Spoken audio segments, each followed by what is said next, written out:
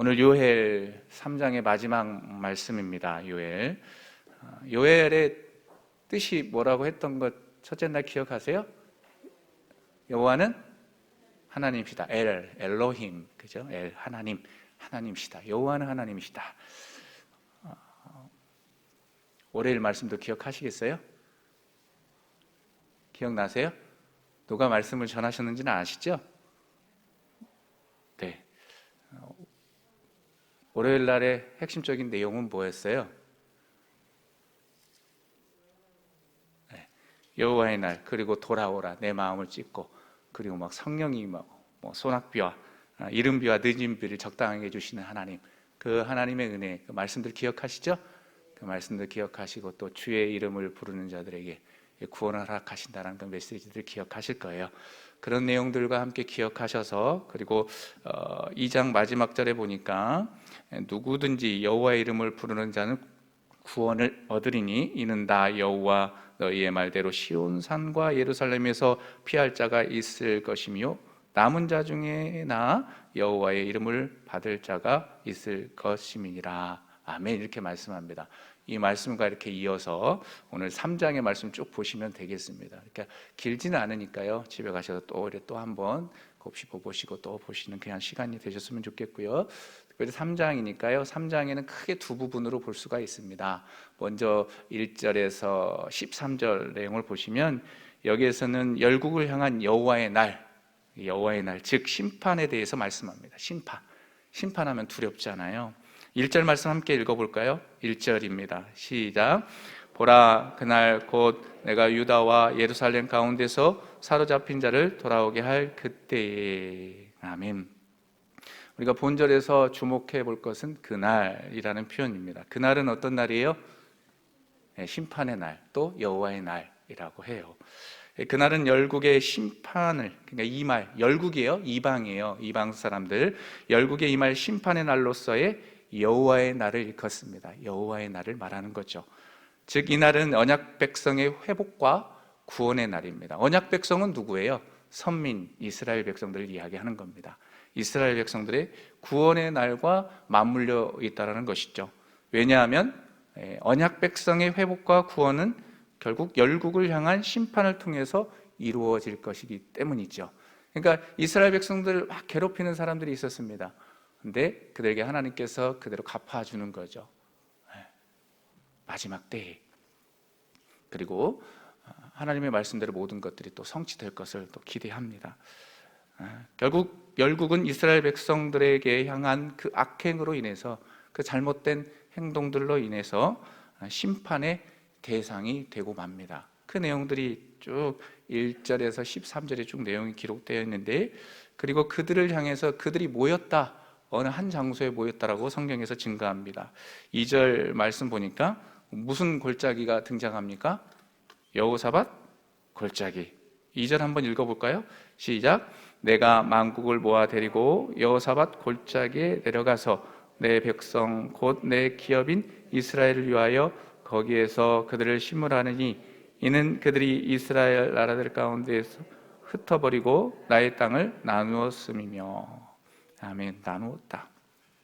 여기에 등장하는 말씀 가운데 여호사밧 골짜기에서 심문한다, 여기에 말하는 여호사밧의 히브리어로 사밧을 사바트라고 하거든요. 원어 성경에 보면 사바트라고 해요. 이 뜻이 있는데 이게 뭐냐면 신문하다요. 무슨 뜻을 갖고 있다고요? 신문하다라는 뜻을 가지고 있습니다. 즉 여호와께서 재판하신다라는 이름을 가지고 있음을 알 수 있게 합니다. 어떤 골짜기가요? 여호사밧 골짜기가요. 여호사밧 골짜기가 재판하신다, 심판하신다라는 이름을 가진 장소, 여호사밧 골짜기입니다. 또 특별히 골짜기는 이 고대 전쟁이 끝나면 포로들을 심판하는 곳이 어디였다? 골짜기였다라고 합니다. 골짜기.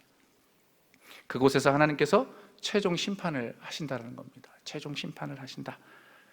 이어서 그들이 그렇게 열국이 심판받을 수밖에 없는 까닭 구체적으로 말씀하죠. 그 말씀이 2절 하반절이 있는데 한번 띄워주시면 함께 볼까요? 그들이부터 하반절 시작. 이는 그들이 이스라엘 나라들 가운데 흩어버리고 나의 땅을 나누었음이며. 아멘. 나누었다. 그들이 심판받을 수밖에 없는 까닭, 이유가 첫 번째가 등장하는데, 그것은 그들이 이스라엘 나라들 가운데에서 흩어버리고 나의 땅을 나누었다는 거죠. 이방 민족들이 그렇게 했다는 거예요. 그리고 두 번째로 볼 것은 3절 말씀 한번 볼까요? 3절 말씀 시작. 또 제비 뽑아 내 백성을 끌어가서 소년을 기생과 바꾸며 소녀를 술과 바꾸어 마셨음이니라. 아멘. 그렇게 말씀해요. 그러니까 팔아 넘긴 거예요. 백성들을 압제하면서 아이들을 팔아 넘겨버린 그런 상황을 말씀합니다. 그렇기 때문에 너희들이 심판받을 수밖에 없다. 또 거듭 6절 말씀 한번 읽어볼까요? 6절 말씀 시작.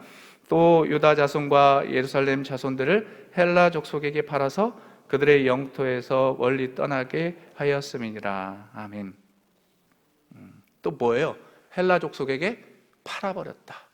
너희들이 심판받을 수밖에 없는 까닭 이유가 있는데 그거다. 바로 팔아버렸다. 나의 백성들을 팔아버렸다는 거죠.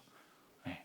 팔아버린 게 두 번째 까닭이고 이유입니다. 그들이 심판받을 수밖에 없는 거, 열국이 심판받을 수밖에 없는 까닭인 거죠. 그리고 5절 또 한번 읽어볼까요? 세 번째로 시작. 곧 너희가 내 은과 금을 빼앗았고 나의 진귀한 보물을 너희 신전으로 가져갔으며. 아멘. 은과 금, 진귀한 보물을 탈취했다. 여호와의 성전으로 가져간 것이 아니라 이방 성전으로 가져갔다. 그렇기 때문에 너희들이 심판받을 수밖에 없다. 열국이 이방이 심판받을 수밖에 없다. 그렇게 말씀합니다. 이와 같은 말씀에 이어서 하나님께서 4절에 등장하는 두로, 시돈, 그리고 블레셋이 행한 것을 그대로 보응하실 것임을 말씀합니다. 8절 함께 읽도록 할까요? 8절 시작.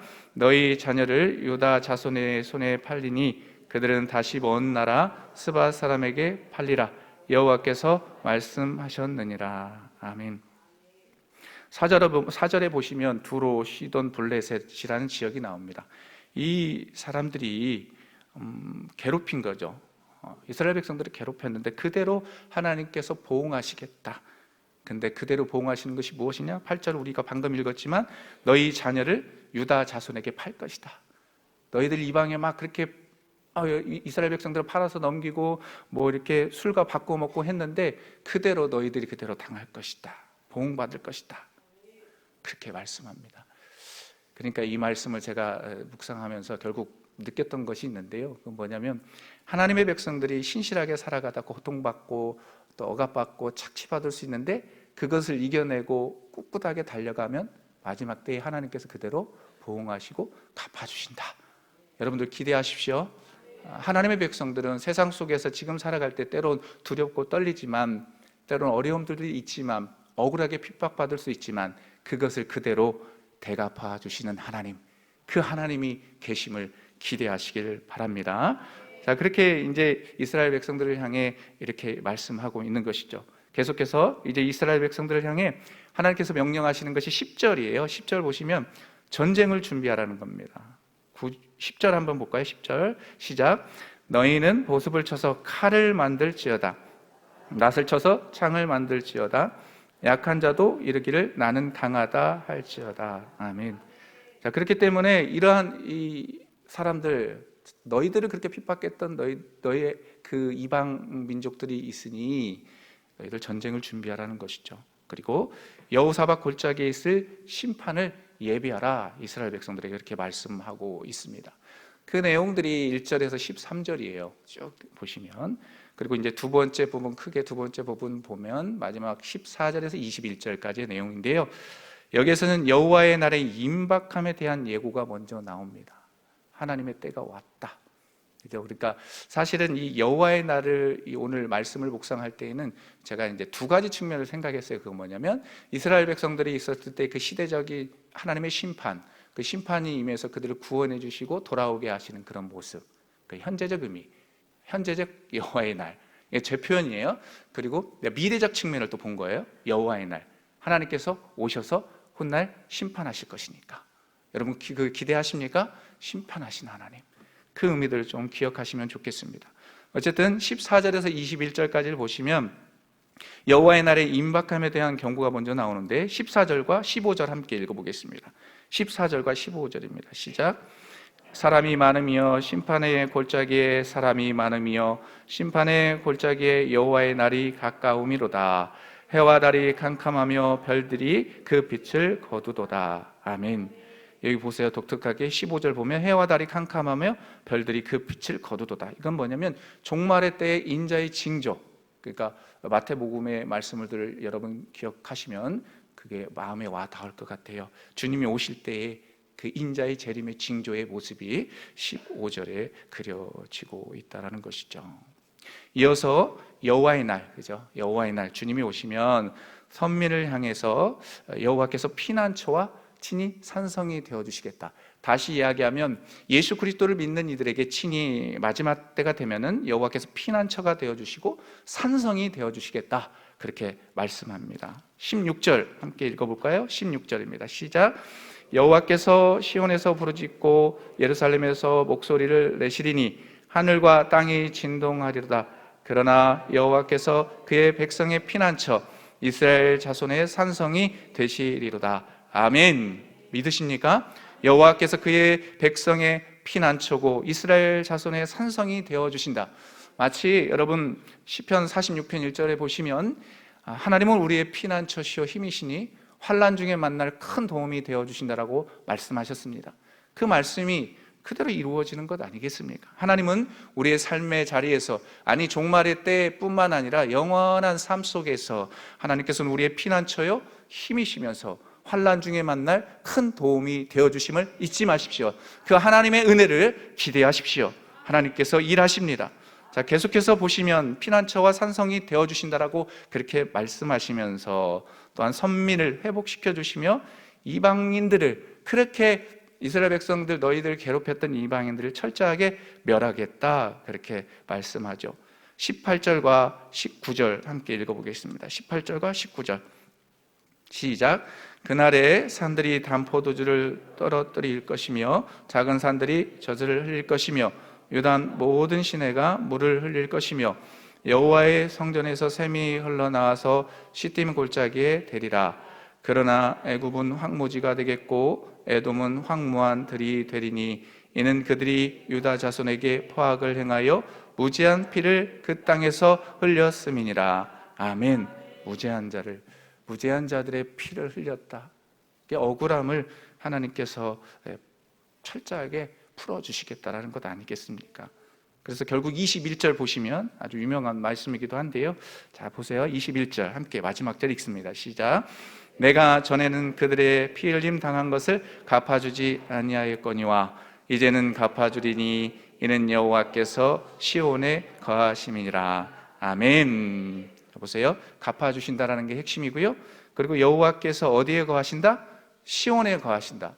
시온은 뭘 이야기하는 겁니까? 그렇죠. 여러분 머릿속에 있는데도 1차적 의미는요, 예루살렘을 의미해요. 예루살렘 성전을. 그리고 하나는 뭐냐면 더 폭넓게 하나님의 나라를 일컫습니다. 어디를 일컫는다고요? 하나님의 나라. 그러니까 하나님의 나라와 예루살렘을 지칭해서 시온이라는 표현을 쓰고 있다는 겁니다. 그런데 마지막 때가 되면 그들에게 피 흘림 당한 것을 갚아주시겠다. 그렇게 말씀하면서 오늘 장황하게 6월 3장의 말씀이 마쳐집니다.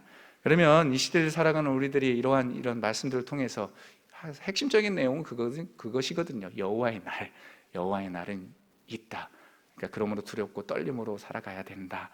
그런 어떤 의미가 있는데요. 그러면 구체적으로 영적인 포인트, 이 말씀을 통해서 얻을 수 있는 영적인 교훈은 무엇일까? 하나를 꼽을 수가 있습니다.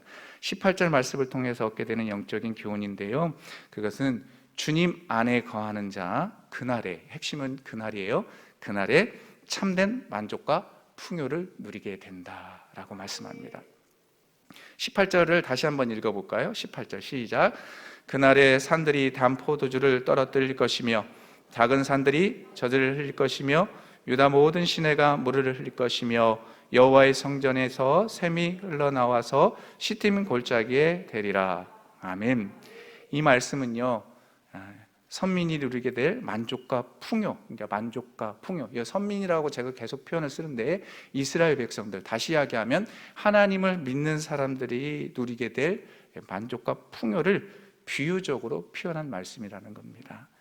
그래서 여기서 우리가 주의 깊게 볼 표현이 있는데, 그것은 이스라엘 백성들이 누리게 될 만족과 풍요를 네 가지로 묘사해주고 있다는 겁니다. 이거 곧 뭐를 또 이야기할 수 있느냐, 이스라엘 백성들만 누리는 그런 축복이 아니고 예수 그리스도를 영원토록 믿고 살아가는 우리들에게 주어주시는 만족과 풍요를 주는 네 가지의 묘사의 말씀이 오늘 본문 속에, 본절 속에 등장하고 있다는 거죠.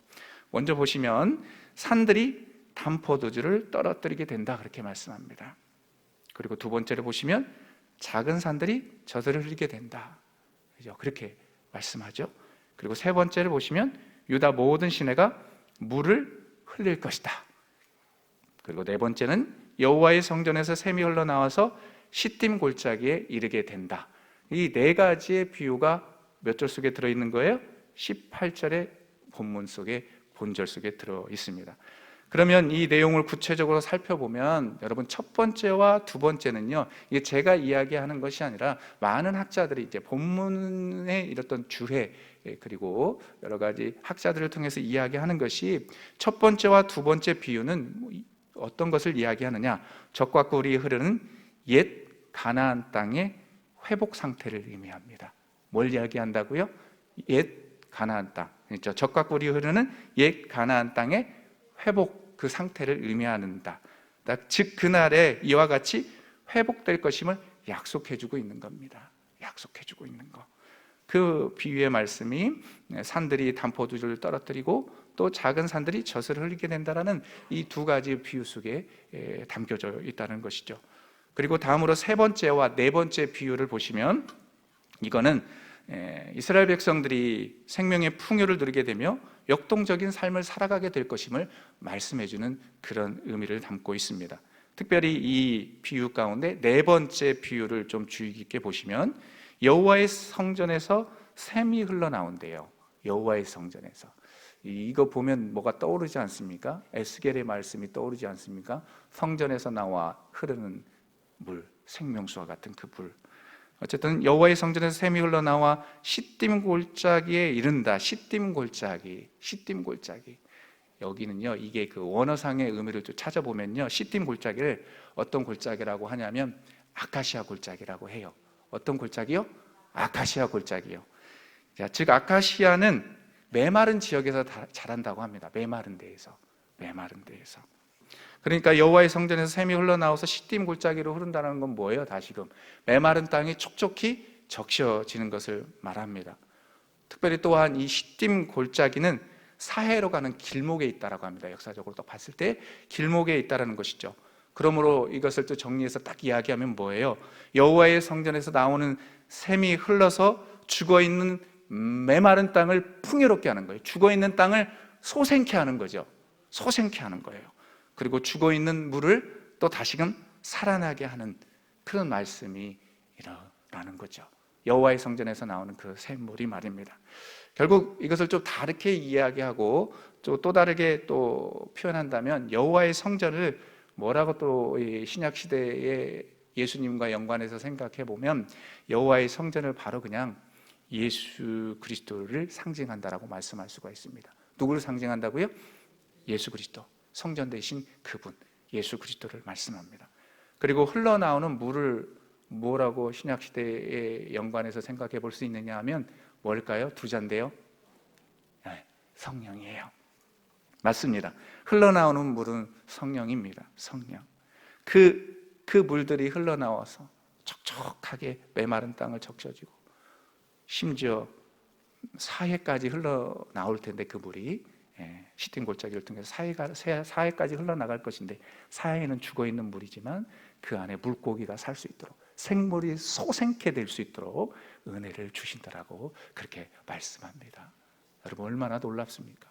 다시 이야기하면, 저와 여러분들이 하나님의 몸된 성전인 이곳에 늘 모여서 기도하고 깨어서 살아가면 하나님의 때에 하나님께서 그런 만족을 주신다라는 겁니다. 여러분, 그런 은혜들을 기대하시길 축복합니다. 사랑하는 성도 여러분, 그러면 이러한 약속이 비단 오늘 선민이라고 하는 이스라엘 백성들에게만 주어지는 말씀일까요? 아니지요. 누구든지 여호와의 이름을 부르며 그 구원의 은혜를 믿는 자들에게 동일하게 부어주시는 하나님의 말씀입니다. 그렇기 때문에 험한 세상을 살아가는 우리들의 삶이 고단하고 힘들지라도 원망하거나 불평하지 마십시오. 주님 안에 거하면 참된 만족과 평안을 누릴 수 있기 때문입니다. 믿으십니까? 참된 평안을 누릴 수 있게 됩니다. 만족을 누릴 수 있게 됩니다. 당장 누리게 되는 것입니다.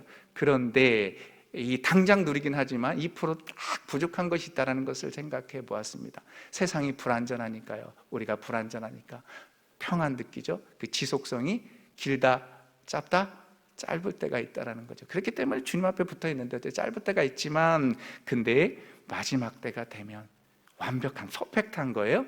완전한 평안, 참된 만족, 그것을 허락하신다라고요. 어떤 이들에게요? 주님만 바라보는 이들, 주님만 의지하는 이들에게 그렇게 허락하신다라는 겁니다. 그러므로 말세 시대를 살아가는 우리들, 모진 풍파와 고통, 아픔, 오해 등 기타 여러 가지 상황으로 인해 힘들지라도 주님을 떠나면 된다, 안 된다? 안 된다. 여러분 요엘 2장 말씀 보면 돌아오라라고 하잖아요. 내 옷을 찢고 말이죠. 금식하며 내 옷을 찢고 막 돌아오라 말씀했던 것처럼 저와 여러분들 삶 속에서 주님 앞에 늘 돌아가려고 하시고, 그러면서도 떠나지 않고 꼭 붙어 있으시길 축복합니다. 마치 요한복음 15장 5절의 말씀처럼요. 함께 읽습니다. 15장 5절 시작. 나는 포도나무요 너희는 가지라. 그가 내 안에 내가 그 안에 거하면 사람이 열매를 많이 맺나니 나를 떠나서는 너희가 아무것도 할 수 없음이라. 아멘. 나는 포도나무요 너희는 가지라. 우리는 가지예요. 포도나무 되시는 주님 품에 꼭 붙어 있기만 하면 되는 거예요. 그러면 못할 일이 없고요, 열매를 주렁주렁 맺히게 되어 있습니다. 그러면서 하루하루 삶 가운데 주님께서 허락하시는 그런 풍성한 삶, 만족감을 누리게 될 줄 믿습니다. 또한 주님이 오시는 그날까지 배도하지 않고 주님께 꼭 붙어 있는 존재가 되게 하실 줄 믿습니다. 그 오직 주님만을 바라보며 의지하고 또 그렇게 살아가시면서 마지막 때에 영원한 만족과 풍요를 누리는 저와 여러분들 되시길 축복합니다.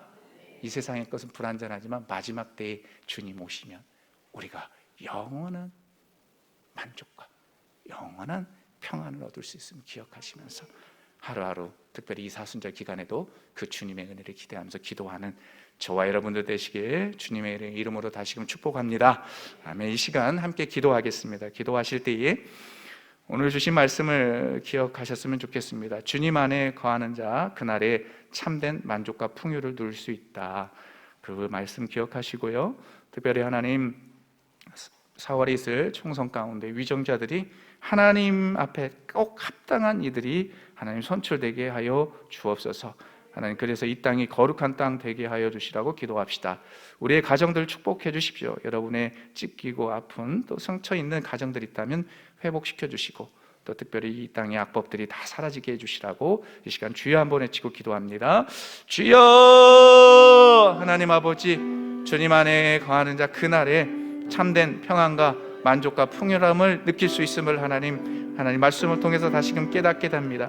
하나님 아버지, 주님 안에 온전히 거하게 하여 주옵소서. 주님 품에 온전히 구하게 하여 주옵소서. 세상에 살아갈 때에도 그 여호와의 날, 그 주님의 때가 있음을 기억하며 담대하게 살아가게 하시고, 때론 상처 많고 아픔 있는 세상 살아갈 때에도 하나님 말씀 붙잡고 살아가면서 좌로나 우로나 치우치지 않게 하시고, 하나님 주님 품에 꼭 붙어 있어 오직 주님이 주시는 만족과 풍요로움을 받아 누릴 수 있는 우리의 삶이 될 수 있도록 성령 하나님 함께하여 주옵소서. 하나님 4월에 있을 하나님 총선 가운데 함께하여 주심으로 거룩한 하나님의 백성들이 선출되게 하시고, 주님 마음에 꼭 합당한 위정다리 세워질 수 있도록 주여 역사하여 주시기를 원합니다. 성령 성령이 함께하여 주옵소서. 이 땅에 하나님 가정이 하나님 거룩하게 회복되게 하여 주옵소서. 상처받고 하나님 아픔 많은 가족들이 회복되어서 하나님 앞에 일어나게 하시고 거룩한 가정들 다 되게 하여 주옵소서. 이 대한민국 땅이 거룩한 땅 되게 하여 주옵소서. 악법들이 다 사라지게 하시고 하나님의 복음이 하나님의 그리스도의 계절이 이 땅 가운데 충만히 임하게 하여 주옵소서. 주님 역사하여 주옵소서. 주님 은혜 베푸시옵소서. 주님 역사하여 주옵소서. 하나님 역사하여 주실 줄 믿습니다. 주님 감사합니다. 하나님 아버지 은혜를 감사합니다. 하나님 두서없이 말씀 나눴지만 한 가지만 기억하게 하여 주옵소서. 여호와의 날은 있다. 그날은 있다. 그날에 주님 안에 거하는 자들, 그날에 참된 만족과 풍요를 누릴 수 있음을 기억하며 세상의 모진 풍파 앞에서도 두려워 떨지 않게 하여 주옵소서. 왜곡된 그런 아픔과 고통, 여러 가지 풍파에도 하나님 말씀 붙잡고 이겨낼 수 있는 우리가 되게 하여 주옵소서. 나는 포도나무요 너희는 가지라 말씀하셨사오니 하나님 주님 품에 꼭 붙어 있어 훗날 마지막 때에 승리하는 우리의 삶이 되게 하여 주옵소서. 영원한 평안과 영원한 그런 충만한 주님의 부어주시는 은혜를 받아들이는 우리 모두가 되게 주여 그렇게 허락하실 것을 기대하며 하루하루 살아가오니 주님 우리의 삶 속에서 동행해 주시고 우리의 삶을 이끌어 주시기를 원하옵고 존귀하신 예수님의 이름으로 기도하옵나이다. 아멘. 주여 주여 주여. 하나님 아버지 주여 주여 부르짖습니다. 이 사순절 기간에 더욱더 십자가 주님의 사랑을 생각해 봅니다.